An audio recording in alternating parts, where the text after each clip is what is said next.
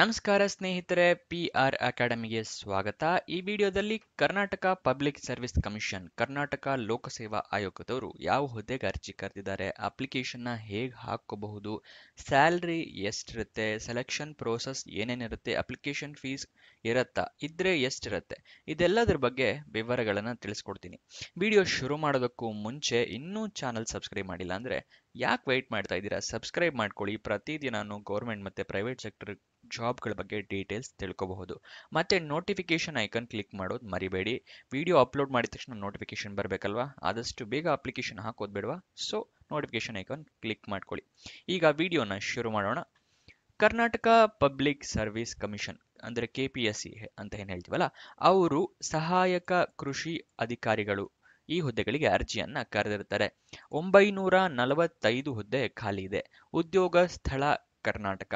ಸ್ಯಾಲ್ರಿನ ನೋಡೋದಾದ್ರೆ 40,900 ರೂಪಾಯಿಂದ ಹಿಡಿದು 83,900 ರೂಪಾಯಿ ಇರುತ್ತೆ. ಇದು ತಿಂಗಳ ಸ್ಯಾಲ್ರಿ ಆಗಿರುತ್ತೆ. ನೆಕ್ಸ್ಟ್, ಯಾವ್ಯಾವ ಹುದ್ದೆ ಎಷ್ಟೆಷ್ಟು ಖಾಲಿ ಇದೆ ಅಂತ ನೋಡೋದಾದ್ರೆ, ಕೃಷಿ ಅಧಿಕಾರಿ ಅಗ್ರಿಕಲ್ಚರಲ್ ಆಫೀಸರ್ ಹುದ್ದೆ 128 ಖಾಲಿ ಇದೆ. ಸಹಾಯಕ ಕೃಷಿ ಅಧಿಕಾರಿ ಅಸಿಸ್ಟೆಂಟ್ ಅಗ್ರಿಕಲ್ಚರಲ್ ಆಫೀಸರ್ ಅದು 817 ಖಾಲಿ ಇದೆ. ಟೋಟಲ್ 945. ವಯೋಮಿತಿಯ ಡೀಟೇಲ್ಸ್ನ ನೋಡೋದಾದ್ರೆ, ಮಿನಿಮಮ್ ನಿಮಗೆ 18 ವರ್ಷ ಆಗಿರಲೇಬೇಕಾಗತ್ತೆ. ಮ್ಯಾಕ್ಸಿಮಮ್ 38 ವರ್ಷದವರು ಕೂಡ ಅಪ್ಲಿಕೇಶನ್ನ ಹಾಕಬಹುದು, ಅಂದರೆ 18ರಿಂದ 38. ಆದರೆ ಕೆಲವೊಂದು ಕ್ಯಾಟಗರಿ ಅವರಿಗೆ ವಯೋಮಿತಿಯ ಸಡಿಲಿಕೆಯನ್ನು ಕೊಟ್ಟಿರ್ತಾರೆ. ಯಾವ್ಯಾವ ಕ್ಯಾಟಗರಿ ಎಷ್ಟು ವರ್ಷಗಳ ವಯೋಮಿತಿ ಸಡಿಲಿಕೆ ಕೊಟ್ಟಿದ್ದಾರೆ ಅಂತ ತಿಳಿಸ್ಕೊಡ್ತೀನಿ.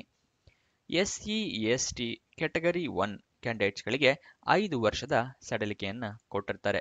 ಅದೇನಾದರೂ ನೀವು category 2A 2B 3A 3B ಆಗಿದ್ರೆ ಅಂಥವರಿಗೆ 3 ವರ್ಷದ ಸಡಿಲಿಕೆ ಕೊಟ್ಟಿರ್ತಾರೆ. ಅದೇನಾದರೂ PWD ಅಂದರೆ ಪರ್ಸನ್ ವಿತ್ ಡಿಸೇಬಿಲಿಟಿ ಅಂತ, ಮತ್ತೆ ವಿಧವೆ ಕ್ಯಾಂಡಿಡೇಟ್ಸ್ಗಳಿಗೆ 10 ವರ್ಷಗಳ ಸಡಿಲಿಕೆ ಕೊಟ್ಟಿರ್ತಾರೆ. ಅಂದರೆ ಇಲ್ಲಿ 38 ಇದೆಯಲ್ಲ, ಇಲ್ಲಿ 10 ವರ್ಷ ಎಕ್ಸ್ಟೆಂಡ್ ಅಂದರೆ 48 ವರ್ಷದವ್ರ ತನಕನೂ ಅಪ್ಲಿಕೇಶನ್ನ ಹಾಕಬಹುದು ಈ ಕ್ಯಾಂಡಿಡೇಟ್ಸ್ಗಳು ಮಾತ್ರ. ವಿಡಿಯೋದಲ್ಲಿ ಮುಂದಕ್ಕೆ ಹೋಗೋಕ್ಕಿಂತ ಮುಂಚೆ ಹೊಸದಾಗಿ ವಾಟ್ಸಪ್ ಚಾನಲ್ನ ಓಪನ್ ಮಾಡಿದ್ದೀವಿ. ವಿಡಿಯೋ ಡಿಸ್ಕ್ರಿಪ್ಷನಲ್ಲಿ ಚಾನಲ್ ಲಿಂಕ್ ಇದೆ. ಇದನ್ನು ಕ್ಲಿಕ್ ಮಾಡಿದ್ರೆ ಈ ಪೇಜ್ ಓಪನ್ ಆಗುತ್ತೆ. ಇಲ್ಲಿ ನೀವು ಫಾಲೋ ಕೊಟ್ಕೊಂಡು ಪ್ರತಿದಿನಾನು ಡೀಟೇಲ್ಸ್ನ ನೋಡ್ಕೋಬಹುದು, ಮತ್ತು ವಿಡಿಯೋನು ನೋಡ್ಕೋಬಹುದು. ಇಲ್ಲಿ ಎಷ್ಟೊತ್ತಿಗೆ ಬರುತ್ತೆ ಅಂತ ಡೀಟೇಲ್ಸ್ ಇದೆ ನೋಡಿ. ಹಾಗೆ ನಿಮ್ಮ ಫ್ರೆಂಡ್ಸ್ಗಳಿಗೂ ಇಲ್ಲಿಂದ ಶೇರ್ ಕೂಡ ಮಾಡಬಹುದು. ಅಪ್ಲಿಕೇಶನ್ ಫೀಸ್ ಏನಿರುತ್ತೆ, ಎಷ್ಟಿರುತ್ತೆ, ಹೇಗೆ ಪೇ ಮಾಡಬೇಕು ಅನ್ನೋದರ ವಿವರನ ತಿಳ್ಕೊಳ್ಳೋಣ. Application fees SC ST category 1 ಮತ್ತು PWD ಕ್ಯಾಂಡಿಡೇಟ್ಸ್ಗಳಿಗೆ ಅಪ್ಲಿಕೇಶನ್ ಫೀಸೇ ಇರೋದಿಲ್ಲ. ಏನು ಅಮೌಂಟನ್ನು ಕೂಡ ಕಟ್ಟೋ ಅಗತ್ಯ ಇಲ್ಲ. ಅದೇ ಏನಾದರೂ ನೀವು ಎಕ್ಸ್ ಸರ್ವಿಸ್ ಮೆನ್ ಕ್ಯಾಂಡಿಡೇಟ್ಸ್ ಆಗಿದ್ದರೆ ಅಂಥವ್ರಿಗೆ 50 ರೂಪಾಯಿ ಇರುತ್ತೆ ಅಷ್ಟೇ. Category 2A 2B 3A 3B ಕ್ಯಾಂಡಿಡೇಟ್ಸ್ಗಳಿಗೆ 300 ರೂಪಾಯಿಗಳಿರುತ್ತೆ. ಅದೇ ಏನಾದ್ರು ಜನರಲ್ ಕ್ಯಾಂಡಿಡೇಟ್ಸ್ ಆಗಿದ್ರೆ 600 ರೂಪಾಯಿ ಇರುತ್ತೆ. ಅಪ್ಲಿಕೇಶನ್ ಫೀಸ್ನ ನೀವು ಆನ್ಲೈನ್ ಮುಖಾಂತರ ಪೇ ಮಾಡಬೇಕಾಗತ್ತೆ. ಬೇರೆ ಯಾವುದೇ ಮುಖಾಂತರ ಪೇ ಮಾಡಿದ್ರು ನಿಮ್ಮ ಅಪ್ಲಿಕೇಶನ್ನ ರಿಜೆಕ್ಟ್ ಮಾಡ್ತಾರೆ, ಸೆಲೆಕ್ಟ್ ಮಾಡೋದಿಲ್ಲ. ಅದಕ್ಕೋಸ್ಕರ ಆನ್ಲೈನ್ ಮುಖಾಂತರನೇ ಪೇ ಮಾಡಿ. ಸೆಲೆಕ್ಷನ್ ಪ್ರೋಸೆಸ್ನ ನೋಡಿದರೆ ಕನ್ನಡ ಲ್ಯಾಂಗ್ವೇಜ್ ಎಕ್ಸಾಮ್ ಇರುತ್ತೆ. ಅದಾದ ನಂತರ ಕಾಂಪಿಟೇಟಿವ್ ಎಕ್ಸಾಮ್ ಇರುತ್ತೆ. ಇದಿಷ್ಟು ಸೆಲೆಕ್ಷನ್ ಪ್ರೋಸೆಸ್ನ ವಿವರ. ಕನ್ನಡ ಲ್ಯಾಂಗ್ವೇಜ್ ಬರೋರು ಅಪ್ಲಿಕೇಶನ್ ಹಾಕೋಬಹುದು. ಓಕೆನಾ? ಮತ್ತು ಹೈದರಾಬಾದ್ ಕರ್ನಾಟಕದವರಿಗೂ ಅವಕಾಶ ಇದೆ ಈ ಜಾಬಲ್ಲಿ. ಅದನ್ನು ಮುಂದೆ ತಿಳಿಸ್ಕೊಡ್ತೀನಿ, ಅದನ್ನು ನೋಡ್ಕೊಳ್ಳಿ.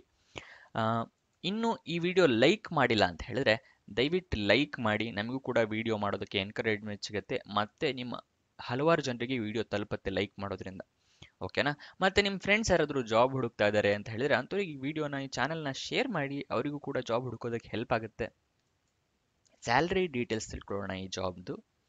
ಅಗ್ರಿಕಲ್ಚರಲ್ ಆಫೀಸರ್ ಹುದ್ದೆಗೆ ಅಂದರೆ ಕೃಷಿ ಅಧಿಕಾರಿ ಹುದ್ದೆಗೆ 43,100 ರೂಪಾಯಿಂದ ಹಿಡಿದು 83,900 ರೂಪಾಯಿ ಇರುತ್ತೆ. ಅದೇ ಏನಾದರೂ ಸಹಾಯಕ ಕೃಷಿ ಅಧಿಕಾರಿ ಆ ಹುದ್ದೆಗೆ ನೋಡೋದಾದ್ರೆ 40,900 ರೂಪಾಯಿಂದ ಹಿಡಿದು 78,200 ರೂಪಾಯಿ ಇರುತ್ತೆ. ಅಪ್ಲಿಕೇಶನ್ನ ನೀವು ಆನ್ಲೈನ್ ಮುಖಾಂತರ ಹಾಕ್ಕೋಬೇಕು. ಅಪ್ಲಿಕೇಶನ್ ಓಪನ್ ಆಗಿದ್ದ ದಿನಾಂಕ ಮುಂಚೆ 7/10ರಿಂದ 7 ನವೆಂಬರ್ ತನಕ ಇತ್ತು.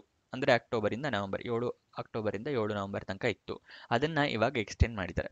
ಎಲ್ಲಿಂದ ಅಂತ ಹೇಳಿದ್ರೆ ಇಲ್ಲಿ ನೋಡಿ, ಅಪ್ಲಿಕೇಶನ್ ರೀಸ್ಟಾರ್ಟೆಡ್. ಓಕೆನಾ? 3/1/2025 ಅಂದರೆ ಜನವರಿ 3ರಿಂದ ಓಪನ್ ಆಗುತ್ತೆ. ಕೊನೆಯ ದಿನಾಂಕ ಫೆಬ್ರವರಿ 1ಕ್ಕೆ ಕೊನೆಯ ದಿನಾಂಕ ಇರುತ್ತೆ. ಓಕೆನಾ? ಅಷ್ಟರೊಳಗಡೆ ನೀವು ಅಪ್ಲಿಕೇಶನ್ ಹಾಕ್ಕೊಳ್ಳಿ. ವಿಡಿಯೋನ ಆದಷ್ಟು ಮುಂಚೆನೇ ನೋಡ್ತಾ ಇದ್ರೆ ಆದಷ್ಟು ಬೇಗ ಅಪ್ಲಿಕೇಶನ್ ಹಾಕ್ಕೊಳ್ಳಿ. ಯಾಕಂದರೆ ರೀಸ್ಟಾರ್ಟ್ ಆಗಿರೋದ್ರಿಂದ ಸರ್ವರ್ ಕ್ರ್ಯಾಶ್ ಆಗೋ ಸಾಧ್ಯತೆ ಜಾಸ್ತಿ ಇರುತ್ತೆ. ಆದಷ್ಟು ಬೇಗ ಅಪ್ಲಿಕೇಶನ್ನ ಹಾಕ್ಕೊಳ್ಳಿ. ಓಕೆನಾ? ಅಪ್ಲಿಕೇಶನ್ ಹಾಕೋದಕ್ಕೂ ಮುಂಚೆ ನೀವು ಅಫಿಷಿಯಲ್ ನೋಟಿಫಿಕೇಶನ್ನ ಸಂಪೂರ್ಣವಾಗಿ ಓದಿ ಹಾಕ್ಕೊಳ್ಳಿ. ಯಾಕಂದರೆ ಏನಾದ್ರು ತಪ್ಪುಗಳಾದರೆ ತಿದ್ದುಪಡಿ ಮಾಡೋದಕ್ಕೆ ಅವಕಾಶಗಳು ಇರೋದಿಲ್ಲ. ಓಕೆನಾ? ಅದಕ್ಕೋಸ್ಕರ ಅಫಿಷಿಯಲ್ ನೋಟಿಫಿಕೇಶನ್ ಓದ್ಕೊಳ್ಳಿ. ಅಫಿಷಿಯಲ್ ನೋಟಿಫಿಕೇಶನ್ ಎಲ್ಲ ಎಲ್ಲಿ ಸಿಗುತ್ತೆ ನಿಮಗೆ ಅಂತ ಹೇಳಿದ್ರೆ, ವಿಡಿಯೋ ಡಿಸ್ಕ್ರಿಪ್ಷನ್ನಲ್ಲಿ ಟೆಲಿಗ್ರಾಮ್ ಚಾನಲ್ ಲಿಂಕ್ ಇದೆ. ಅಲ್ಲಿಂದ ನೀವು ಹಾಕ್ಕೋಬಹುದು, ಅಂದರೆ ನೋಡ್ಕೋಬಹುದು. ಟೆಲಿಗ್ರಾಮ್ ಚಾನಲ್ ಜಾಯಿನ್ ಆಗಿ. ಓಕೆನಾ? ನೆಕ್ಸ್ಟ್ ಇಲ್ಲಿ ಹೈದರಾಬಾದ್ ಕರ್ನಾಟಕ ಅಂತ ಹೇಳಿದ್ನಲ್ಲ, ಹೈದರಾಬಾದ್ ಕರ್ನಾಟಕದವರಿಗೂ ಅಫಿಷಿಯಲ್ ನೋಟಿಫಿಕೇಶನ್ ಬೇರೆದೇ ಸಪರೇಟ್ ಇದೆ. ಅದನ್ನು ಓದ್ಕೊಳ್ಳಿ. ಅಷ್ಟನ್ನು ನಾನು ಹಾಕ್ತೀನಿ. ಅಂದರೆ ರೀಸ್ಟಾರ್ಟ್ ಆಗಿರೋ ನೋಟಿಫಿಕೇಶನ್ ಇದೆ, ಪೋಸ್ಟ್ ಪೋನ್ ಆಗಿರೋ ನೋಟಿಫಿಕೇಶನ್ ಇದೆ, ಮತ್ತು ಹೈದರಾಬಾದ್ ಕರ್ನಾಟಕದವ್ರದ್ದು ನೋಟಿಫಿಕೇಶನ್ ಇದೆ. ಈ ಥರ ಹಲವಾರು ನೋಟಿಫಿಕೇಶನ್ ಇದೆ. ಎಲ್ಲದನ್ನು ಟೆಲಿಗ್ರಾಮ್ ಚಾನಲಲ್ಲಿ ಸಿಗುತ್ತೆ. ಅಲ್ಲಿಂದ ಡೌನ್ಲೋಡ್ ಮಾಡ್ಕೊಂಡು ಪ್ರತಿಯೊಂದನ್ನು ಕರೆಕ್ಟಾಗಿ ಓದ್ಕೊಳ್ಳಿ. ಓಕೆನಾ? ಅಪ್ಲಿಕೇಶನ್ ಆನ್ಲೈನ್ ಅಂತ ಹೇಳಿದೆ. ವೆಬ್ಸೈಟ್ ಅಡ್ರೆಸ್ ಬೇಕಲ್ಲ, ಅದನ್ನು ಸ್ಕ್ರೀನ್ ಮೇಲೆ ತೋರಿಸ್ತಾ ಇದ್ದೀನಿ. ಇದನ್ನು ಡಿಸ್ಕ್ರಿಪ್ಷನ್ನಲ್ಲೂ ಇರುತ್ತೆ, ಅಲ್ಲಿಂದ ಕ್ಲಿಕ್ ಮಾಡ್ಕೊಳ್ಳಿ. ನೆಕ್ಸ್ಟ್ ಅಫಿಷಿಯಲ್ ವೆಬ್ಸೈಟ್ ಅಡ್ರೆಸ್ ನಿಮಗೆ ಬೇಕು ಅಂದರೆ kpsc.kar.nic.in ಇದು ಅಫಿಷಿಯಲ್ ವೆಬ್ಸೈಟ್ನ ಅಡ್ರೆಸ್ಸು. ನಿಮಗೆ ಏನಾದರೂ ಕ್ಲಾರಿಫಿಕೇಷನ್ಗೆ ಅಥವಾ ಡೌಟ್ಸ್ ಇದೆ ಅಂತ ಹೇಳಿದ್ರೆ ಅವರು ಹೆಲ್ಪ್ಲೈನ್ ನಂಬರ್ ಕೂಡ ಕೊಟ್ಟಿದ್ದಾರೆ KPSC ಅವರು. ಇಲ್ಲಿ ಸ್ಕ್ರೀನ್ ಮೇಲೆ ಕಾಣಿಸ್ತಾ ಇದೆ ನೋಡಿ. ಇದನ್ನು ಡಿಸ್ಕ್ರಿಪ್ಷನ್ನಲ್ಲೂ ಕೊಟ್ಟಿರ್ತೀನಿ, ಅಲ್ಲಿಂದ ನೋಡ್ಕೊಳ್ಳಿ ನೀವು. ಓಕೆನಾ?